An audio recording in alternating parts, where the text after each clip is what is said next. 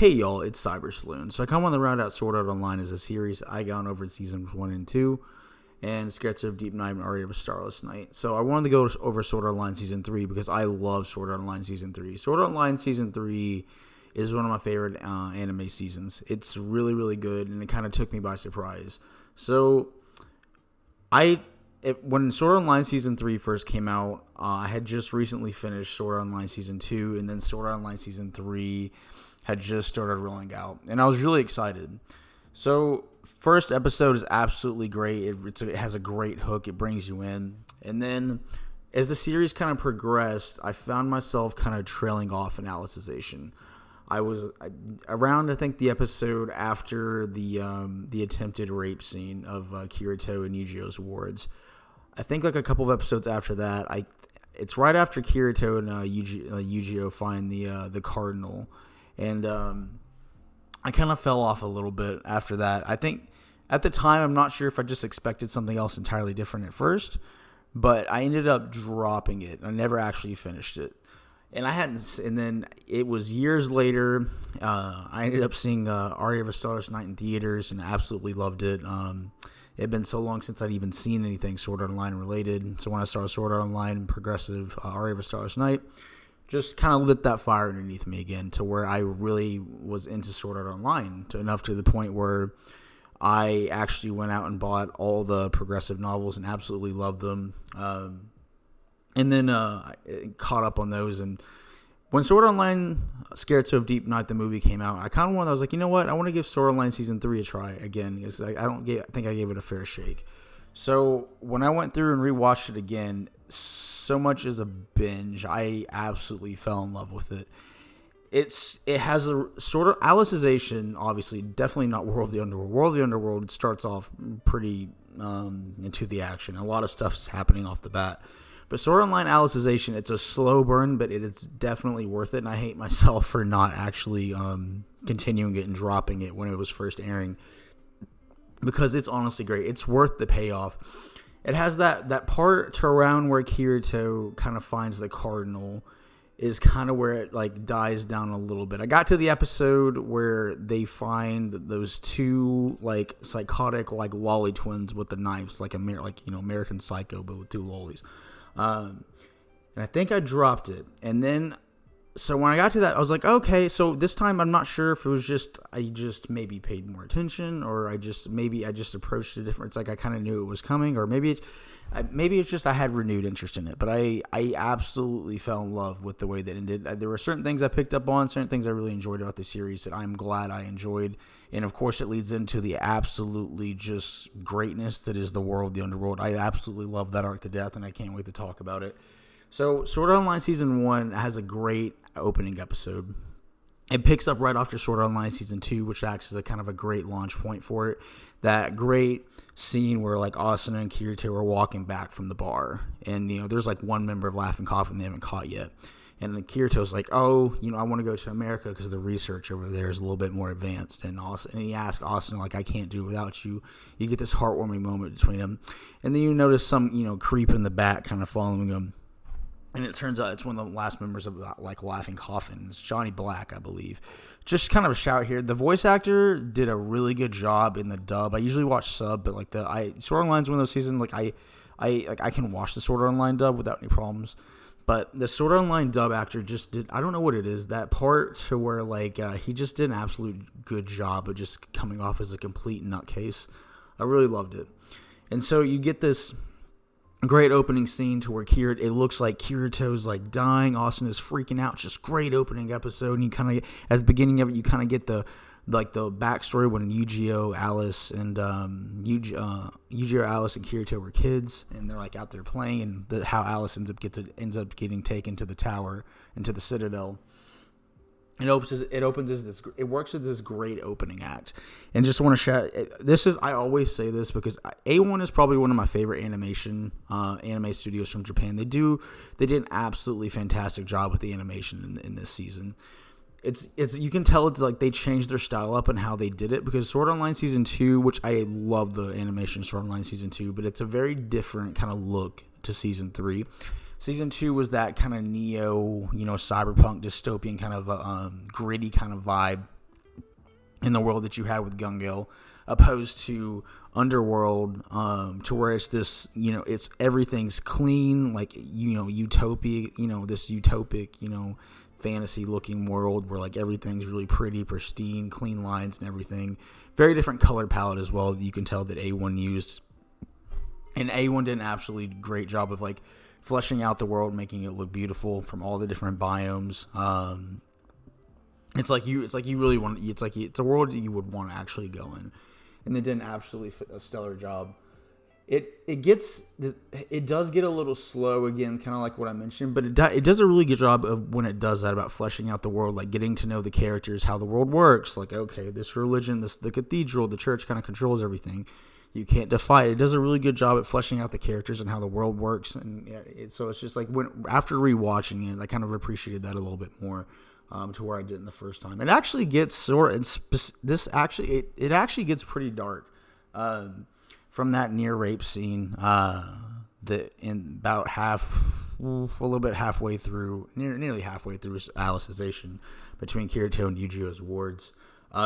Just Quinella's background to begin with, the fact that, she kind of was a psychopath. Well, not psychopath. She was more of a sociopath when she was growing up, and how she learns to use, like, how she learns about the world and ends up taking control and gaining power, and basically fleshing out the world and its system and how it works. And she kind of figures out how the system itself works, to the point where it's like she knows, like, this is kind of like a subset of another world. She's extremely smart, and she uses her wits and her body to kind of control everything. How she draws in Yujio when he's at his lowest point, where he just doesn't think he's going to be able to do it anymore. He thinks he's lost everyone. And when Gridelkin, that absolutely nut job senator, takes him to Quinella, and basically, she sleeps with him, and basically gains his loyalty that way. There's a lot of really dark stuff that happens in the world of the Underworld, for example, like when that the Dark Knight chick, when she tries to seduce Gabriel, and he basically strangles her and kills her and serves her head to the main. Like, there's a lot of stuff that happens in here, because, like, here's the thing what I really enjoyed about, like, Underworld. So these basically are people. It's not like with Sword Online season, the second half of season 2, and more of like what's happening in the first part of season 2. Like, these are real, like, people basically, because they take the Wrath, the body, like, which is, they're trying to develop a ground up AI, which is Alice. And they're trying to build up a ground up AI.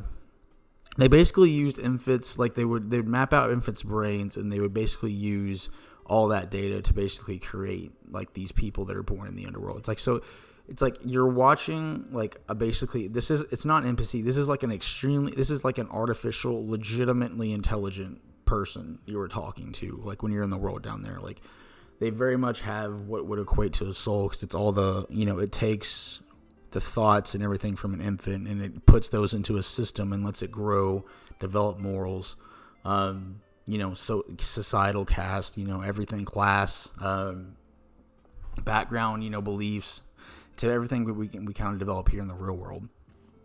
And so it's it's very real what's happening. It's not like, oh, she tried to, rape an NPC or something like that. It's like, no, that's a real person basically, which is why Kirito gets so defensive about it, which makes sense. One of the biggest things that this season does, that Alicization does, that I really appreciated, Kirito in Sword Art Online seasons 1 and 2 never really has a friend. Like, and this is what I mean. Like, he has Klein and he has Aegil, which are great, and I love both of them. But, like, he never really has a best kind of male friend. He has, his soulmate with Asuna, who's basically around his age, and, they're lovers and everything. But, like, Kirito never really has a best friend. So Yujio works so well, and I hate but it's so sad what happens, and it's just like, I wish that Yujio was with the squad, like, earlier, like, during the season. Not Yujio's per se, but, like, I wish that best friend kind of element that Kirito has with Yujio was so well done, to where they work so well together. And that's why I appreciated the slow burn You got to see how close Yu-Gi-Oh and Kirito actually were. They basically were like brothers, and that's probably how Kirito kind of viewed him, since he never, like, him and Sugu never really got like that close when they were growing up. That was more so what happened after Kirito came back from Sword Art Online. But like, Yu-Gi-Oh basically functioned as like the brother that he kind of wished he always had, and they were really close. And like every time they were on screen, like it was always fun to watch them between the dumb shit they would get into, their special gestures and handshake, and it was just so well done. And I absolutely loved watching the two of them, and it works especially at the end. What happens to Yu-Gi-Oh when Quinella uses that massive Integrity Knight monstrosity and it gets absolutely fucking butchered. It's so well done, and I absolutely loved it. I hope that Yu-Gi-Oh comes back in some form in Utenil Ring, and it kind of looks like that might be the case, but we'll see. So the Integrity Knights, I really absolutely love the idea of the Integrity Knights. The idea that Quinella was basically giving them these special powers, and like she secured their loyalty by basically erasing their memories. And for the long-serving ones like Broccoli and Fenteo, she would do it like regularly to the point where it's like, okay, like they've built up enough memories to the point where they might kind of question stuff, or she didn't want them to build too much of a personality, but just enough to where they were strong and they were able to like unlock their abilities. I absolutely love the Integrity Knights, the Flame one, which is Desbert. Oh my god, like his ability is so cool. He had a cool design. I really loved it. Like all the Integrity Knights were so cool. Like to see their abilities come out. Rinley's was actually my favorite. Like when Rinley got that coward status going on in the Underworld War, but when he finally like decided to man up, oh my god, those twin blades of his were so badass. I think her name's Shetta. The one she's the really quiet one. Whose sword can basically pierce anything, and she's like it was her way to kind of control her like want to like kill people, and like she is such a cool character. Like definitely her infant Sword Online does not shy away from the fact that it has a lot of best girls in it, and Sheeta and Fenteo are absolutely great, top tier. Like they're complete badasses. Definitely top grade, and I wish we got to see more. I'll talk more about what I wish we got to see more of a little bit when I get to the War of the Underworld part. But we got to talk about Broccoli. Broccoli is one of the best characters in Sword Art Online, and I absolutely loved Broccoli. He's an absolute Giga Chad, and I will not be proven wrong. That dude, from his first time you see him, he's like this mythic figure. And then, I mean, let's just talk about it. His first real scene that he gets is freaking with fighting Yu-Gi-Oh! And the Bass. Like, it's just like, and it's this awesome freaking fight scene. And it's like, usually I don't rave too much on fight scenes. Like, I enjoy them a lot. But it's just like, this one, it was so well animated. Yu-Gi-Oh's, realization, like where he brings forth like his ice sword, and the absolutely badass, and you see that like it freezes everything around him, and the roses basically sap your energy. It is so damn cool, and it like freezes everything. We see Broccoli's where he can like shift through time. Man, that is one of my favorite anime fights of all time, and I've seen a shit ton.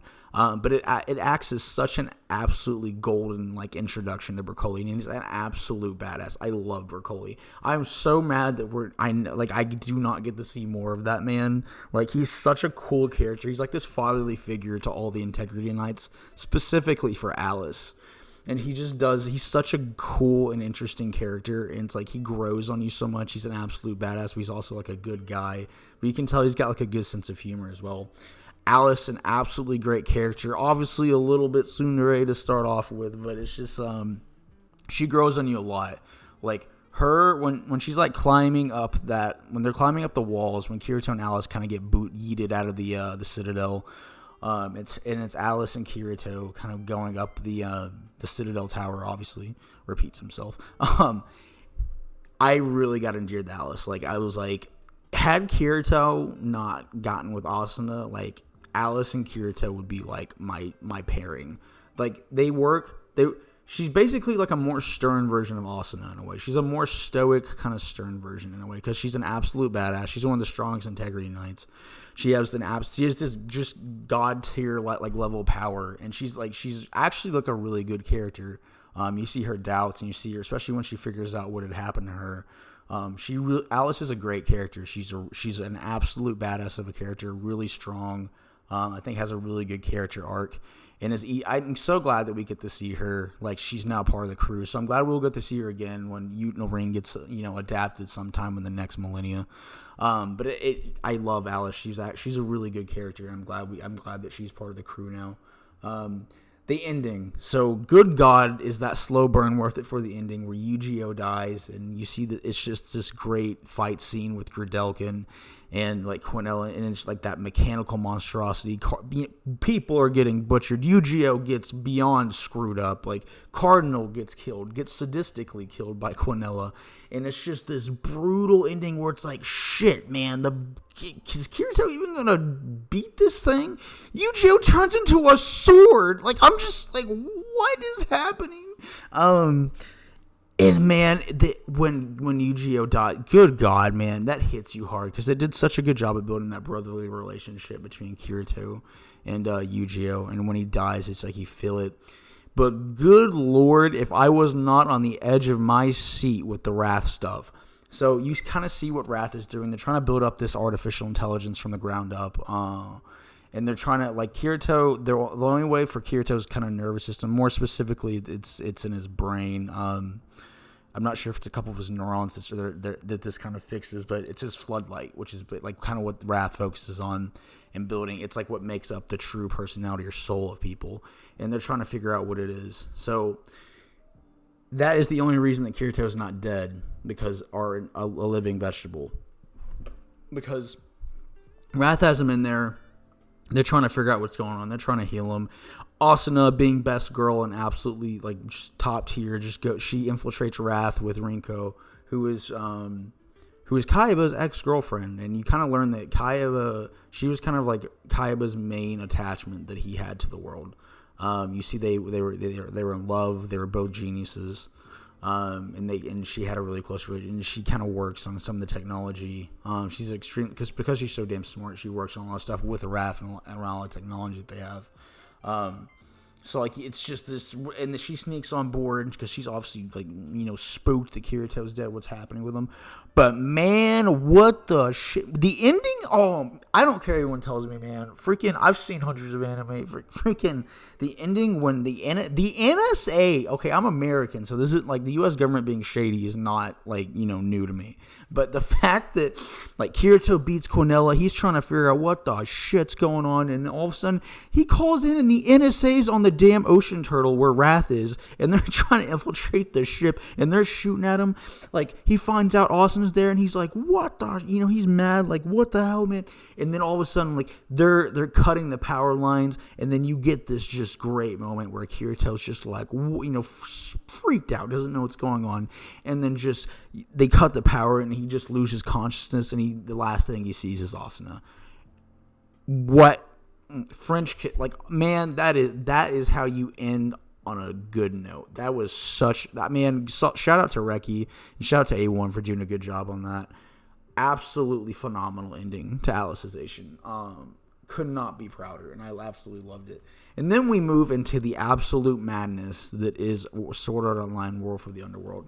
I did not expect how crazy this would be until I finally watched it. Right off the bat, you see that Kirito's in a wheelchair. Alice is taking care of him because she's top tier girl, and then she's trying to nurse him back to health.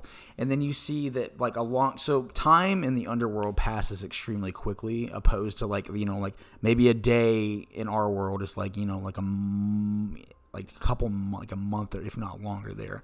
So, like, it's been a day, if not a couple of hours, and already, like, a month or so has passed. And, like Alice is trying to nurse Kirito back to health. All this stuff is happening. But because Quinella died, it weakens the world to where, like, the underworld, like, the dark territory, which is, like, where all, like, the, all the different other races are, which kind of act as a test to kind of break the server, essentially, kind of reside. and like all the integrity knights are in the armies, they're trying to build up to it, and they're trying to figure out what the shit's about to happen. And so like it's absolutely great. Like that absolutely phenomenal animation when the goblins come down and Alice takes her sword and her dragon and absolutely just roast a couple hundred, if not more, of them, and just takes out all these integrity knights. Absolutely phenomenal. Phenomenal animation. It's just great scene. And then you get to see a different side of Asuna as well, where like she thinks that like Kirito's dead, and she like grabs the head of Wrath, who is of course is Sharelight, who's actually kind of been like the informant dude. You see him a little bit in season 2. You see him in season 1, but you see him in season 2 as well as the one who kind of asked Kirito to look at what's his name, Death Gun, and you find out he's a colonel in the military, and he's like his operation is the Operation Alice, to where it's essentially they're building up an AI from the ground up to pilot drones essentially to fight wars instead of people. So you see, she grabs him by the throat and tells him that if Kirito dies, she'll never forgive him. Like, oh man, it's a different side of Asuna for sure, but I love it. It gives us the best villains in Sword Art Online, which I don't know. Like, Kaiba was a good one, but man, like Gabriel and Visago, which is we learn Poe, the leader of Laughing Coffin. I love them as villains. Gabriel and Poe and Visago are absolutely psychopaths. Gabriel in particular, I mean, you see him, he killed a little girl when he was like little as well, and he loves just watching people die. He's an absolute sadist and a piece of shit. And then of course I love Visago. Visago is my favorite villain in Sword Art Online. Like, he's just this just complete chaotic evil. Like, you learn that he's the one. You learn later that he's the one who gave up the information for Laughing Coffin's guild coordinates, so that Kirito, like the raid group, would come and kill his subordinates, mainly just to mess with Kirito and make him kill people, because he thought he was. Visago's a piece of shit, but he's an absolutely good villain. Every time he's on screen, he's really captured. He's like this evil piece of shit, and I absolutely loved it. You have these epic battle scenes, and I absolutely, man, like when they finally reach through the pass, and it's like that big battle, and Eldrea goes out. Oh man, the animation is top tier, and you see the dark mages get boofed by freaking Alice when they launch that major assault, and Alice just freaking does the Meliodas full counter on him and shits on him. Oh my god, man, it was so good. Man, it was absolutely top tier. I loved watching the Dark Mages get absolutely, but it's like, I want to go into this now. I love the Dark Territories, and I wish the season was longer so it focused more on it. It introduces to all these different factions that exist within the Dark Territory, all of them interesting: ogres, orcs, goblins, Dark Mages, the pugilists, which are like these super 2% body fat Bruce Lee motherfucker who could come after you and like kill like 50 people with their bare hands. Like, their leader Kershaw. Oh my, he was the relationship between him and Sheta, the chick with the sword, like the chick who becomes a psychopath and becomes out of it. I love it. Like, I love it because he just loves to fight people, and you can tell the pugilists have more of a moral and kind of principled take on things, which is why they're the first ones to kind of leave and not follow the Vecta, who is, so Gabriel gets, of course, put into a god tier account, and so does Visago as a Dark Knight, and like all these factions follow Gabriel, which is Vecta, and which is his account, because they're like, he's the evil emperor, and like, of course, that's just kind of the thing. Like, oh, there hasn't been one in a while. We gotta go, cause havoc and mess up the Citadel and the good part of the world. Obviously, it's absolutely, man, because like you see some of the factions like the ogres, I think, and especially the pugilists, which they have more of a moral core. Like, most of them don't want to be there. Point is, I wish we got more time with them, because all the factions aside, they were really interesting. The goblins, the pugilists, the giants, the dark mages, and their major MILF leader. I loved all the I wish we got to spend more time there, because you kind of see at the beginning, like the Dark Knights are my favorite. The leader of the dark, which they freaking pull the Dark Knights, like they seem like such an interesting faction at first, and their top people get killed. And it's just like one of them tries to sleep with Vecta to kill him, and then she gets beheaded, and then the other guy, like her lover and like the head of the Dark Knights, gets just killed by Gabriel. Like, man, damn, it's like they didn't those poor guys. And which I love, they use Spike's like voice talent for freaking a guy who gets killed in like one episode. And I'm like, come on, bro, like damn.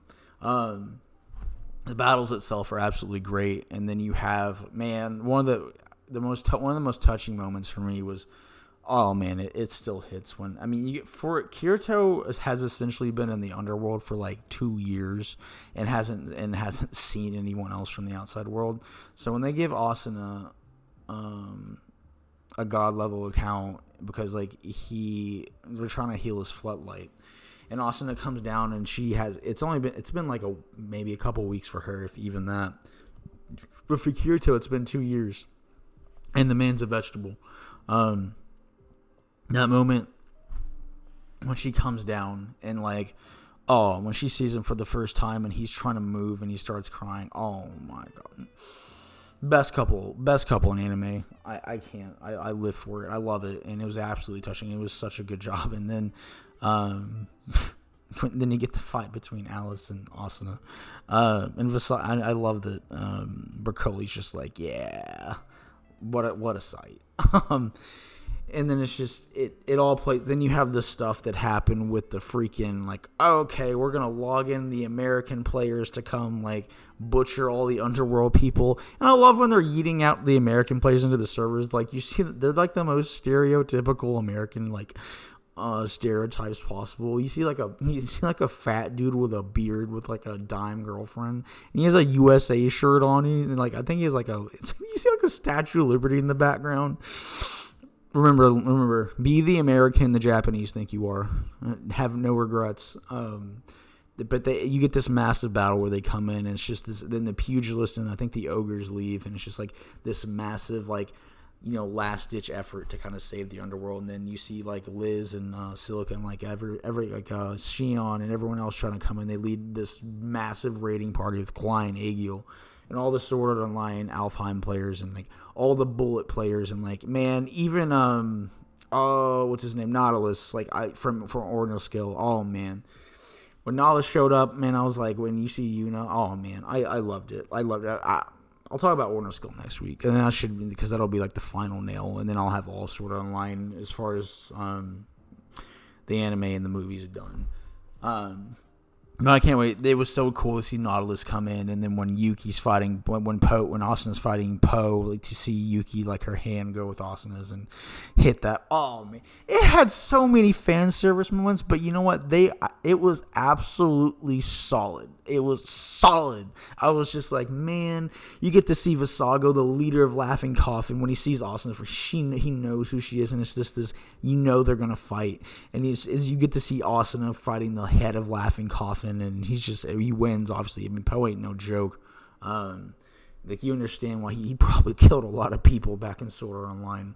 And then, man, when Kirito finally comes to and forgives himself, oh my god, when he gets up and just beats the shit out of Poe and Visago. And then it's just this great moment to where he like comes forth. Absolutely, you want to give a small shout out. The intros and outros for Alicization Underworld were top tier, especially like leading up to him waking up. That really badass intro and outro, especially the one where like the outro where he's in a building alone and Asuna comes to find him. Oh my! And you finally see him wake up.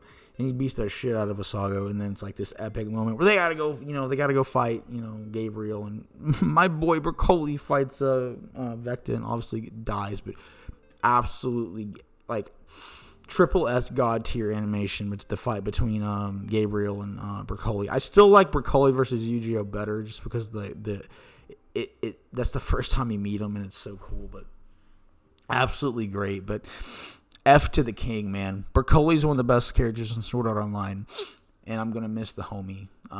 Absolutely great. And then the epic ending where Kirito takes out Gabriel, and then you get this moment to where like, okay, the Underworld's falling apart. They're getting Alice the shit out of there because like she's the first true AI, and then like they're trying to get her out, and then Kirito, they're speeding up time, so like whoever's in here is gonna be stuck in here for 200 years. And then it's just like Kirito knows that, like, shit, they both got out, but I'm going to be stuck in here for 200 years. And he starts crying. And, oh, man, and Asuna stayed behind. She's one of anime's best girls for a reason. Like, she really is. And it hits you. It hits you pretty hard. It was an absolutely great moment. Absolutely solid ending. And you see, Kirito even gets a waifu in a box. Alice freaking sends herself to Kirito naked in a box. I'm like, man, Kirito don't know how good he got it. But it's honestly a good ending.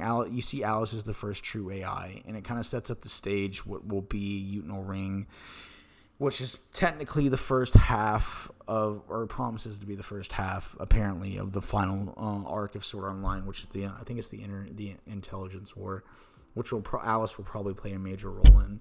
But I'm so happy to see that Alice is now part of the crew. Alice is a great character. She's a badass. She's solid, and she's likable. She's one of Sword Art Online's best girls, easy. And if Kirito hadn't got with Asuna, I would have 100% wanted him to get up with Alice. I don't know what else to say. Sword Art Online Season 3, Alicization, and War of the Underworld, absolutely S tier. Loved them both. I would highly recommend, if you were like me and you dropped it like from the first part, I would highly recommend going back and watching it. I hate myself for dropping the Season 3 when it first came out, Alicization, but I went back and rewatched it. Absolutely hooked. Slow burn, but worth the climax, especially at the end. Alicization has one of the best climaxes to a season of any anime I've ever seen, with the NSA coming in. And then War of the Underworld is just you got everything there. You got massive battles, you got dark shit going on, you got romance, you got sacrifice. Like, it's great animation. Absolutely solid arc. And I would highly recommend it. It's one of my favorite seasons of all anime. And I absolutely loved it. And you see Visago and Greybeard got, of course, what they had coming to him, and it kind of set this up. It's when will Yutenno Ring be out? Probably sometime in the next millennia. I have the Yutenno Ring novels. I need to read them. I have them. I just caught up with Progressive, not really caught up, but I've been catching with some of the other manga and light novels, so I need to read those and kind of see where we're going. But I do know, Yutenno Ring kind of just started. A good consensus, what I kind of gather, from people who've read it, like, no one knows what the shit's going on, really. Like, all the world, I don't want to spoil it, but no one knows really what's going on. And if no one knows what's really going on, and it's kind of in its beginning stages, let me tell you, I'm going to be honest, don't want to say it, but it's going to be a hot minute before Yutenno Ring ever gets adapted. A long time. I do think they're working on a film, an original film, kind of like how Ornosko was, but they made it canon basically anyway, because Nautilus and Yuna show up in the freaking Sword Art Online Season 3 because it's so popular. So I'm really hoping for that, at least. Unfortunately, Progressive probably won't get an anime. I don't know why they just didn't go that route anyway. I get A1's a busy studio, but it is what it is. I'll talk about that more in Ordinal Scale, kind of where I see the series going. But as for Sword Art Online Season 3, absolutely great. So it has everything I wanted from it. Action, romance, good characters, world building, progresses the story, good character growth. Kirito gets a lot of good character growth in this, specifically with Yu-Gi-Oh, because of what happens with Yu-Gi-Oh. He goes through a lot, and I think it turns out for the better. So you get everything that you kind of want to have an anime in this one. And I absolutely loved it, and I could not recommend Sword Art Online Season 3 high enough. If you watch Sword Art Online Season 3, let me know your favorite moments. Let me know your favorite kind of characters. Broccoli is one of the Sword Art Online's best characters. Sheta, Finteo, like, it introduced so many cool characters, and it's just like, you're not going to see most of them ever again, which sucks. Broccoli, like, Finteo, she's badass, S tier easily as well. Sheta, 100% S tier. Like, come on. But that's beside the point. I'll go into that another time. It's a series absolutely solid. I don't really have any complaints on it too much, to be honest with you. It's one of my favorite anime arcs. I really enjoyed it. I can understand I've seen certain gripes about it, and I I can get why people feel that way. I really can. But for me, it's just I really loved Sword Art Online Season 3. It was an absolutely solid, fantastic season for Sword Art Online. And it did a lot for me. And I really hope we see it in the future. Again, Unit Ring's probably a good millennia away. It's going to be a hot minute for any progressive film. If they're going a film route, progressive films won't come out for a hot minute too, especially since they skipped the Kimsel shit into the NPC storyline, which I get, but it's just like since they did that, there's no way that they're going to be able to make one anytime soon. So that original movie is basically our only hope of any new content at this point. But let me know what you thought of Sword Art Online Season 3. Do you think Broccoli's just as much of a Chad as I thought he was? And let me know some of y'all's favorite moments. My next video, I'm going to round out Sword Art Online. So I've gone over Scherzo of Deep Night, Aria of a Starless Night, loved them. I've gone Sword Art Online Season 1, 2, and now 3. And I want to finish out the series because I didn't want to sprinkle it around like, hey, I'm doing Sword Art Online this week. No, JK, I'm doing Eden Zero this week. Oh, no, I'm going to finish my redo the healer shit. But I wanted to finish up. I really wanted to finish up Sword Art Online as a series just so I have it all. My thoughts on it as a series. And I kind of had fallen in love with it again. It was my gateway, so I'm happy to go back to it. But that's my thoughts on Sword Art Online Season 3, y'all. Let me know what y'all thought of it in the comments, and I will get working on the Ordinal Scale video. And during the Ordinal Scale one, I'll kind of go over where I think this series will head as a future, or I'll probably make a separate video for that. But that should be maybe not next week, but the week after that. And then Sword Art Online is series until the new progressive novel comes out. I will probably be done with it. Not watching and reading it, but in terms of like making a video, and it'll probably be a little bit for my next Sword Art Online video comes out before or after Ordinal Skull. All right, y'all. Let me know what you thought in the comments, and I'll see you on the next one. See y'all.